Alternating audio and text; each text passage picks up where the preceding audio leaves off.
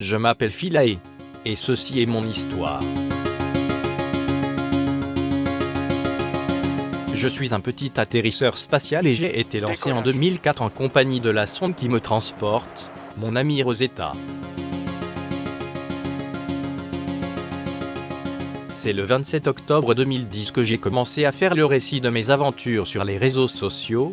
Je voyage en destination de la comète Chury, aussi appelée 67P ou 67P Churyumov-Gerasimenko, mais je n'y serai pas avant 2014.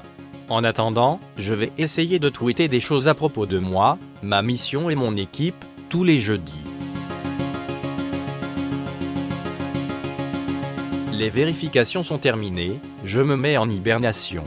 Pendant ce long sommeil de 39 mois, j'ai donc fêté plusieurs anniversaires dans l'espace. Et aussi vécu quelques péripéties. Une fois, on m'a par exemple pris pour un astéroïde menaçant la Terre. Et tout en dormant dans un froid terrible, j'ai parcouru des millions de kilomètres pour me rapprocher de la comète. Bonjour l'espace. Je suis enfin réveillé. Chauffage initialisé. Il fait beau et chaud ici. Mes contrôleurs disent que je suis en bonne condition. On m'a dit aussi que la comète vers laquelle je me dirige ressemble à une balle ou à une patate, mais personne n'a parlé d'un canard en plastique.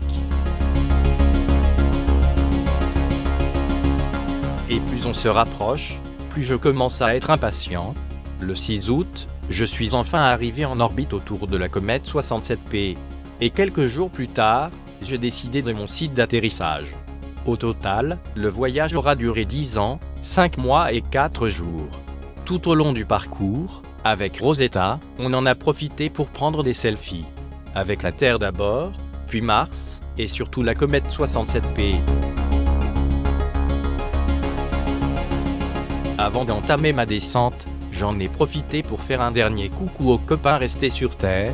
J'ai déployé mon train d'atterrissage, et Philae a immortalisé mon départ. Ensuite, tout s'est bien passé. Ou presque.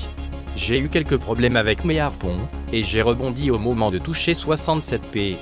Du coup, je ne me suis pas exactement retrouvé là où je voulais. Mais bon, la vue était quand même jolie. Alors comme je me suis retrouvé à l'ombre, et que mes panneaux solaires ne servaient pas à grand chose, je me suis très vite mis au travail. Mes batteries se sont rapidement épuisées et après pratiquement 60 heures de boulot, j'ai décidé de faire une petite sieste. Heureusement, 7 mois plus tard, j'ai retrouvé du soleil et j'ai réussi à me réveiller. La vie sur 67P est plutôt cool. J'ai environ 3 heures de soleil par jour, et je me sens revigoré. Alors que je pensais m'ennuyer et être un peu seul, le soutien et les messages que j'ai reçus m'ont fait très plaisir. Depuis, pourtant, la communication a été plus difficile.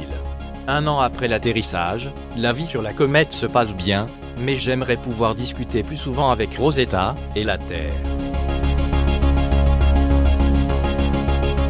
Heureusement que j'ai pu faire parvenir des informations essentielles aux équipes de la mission.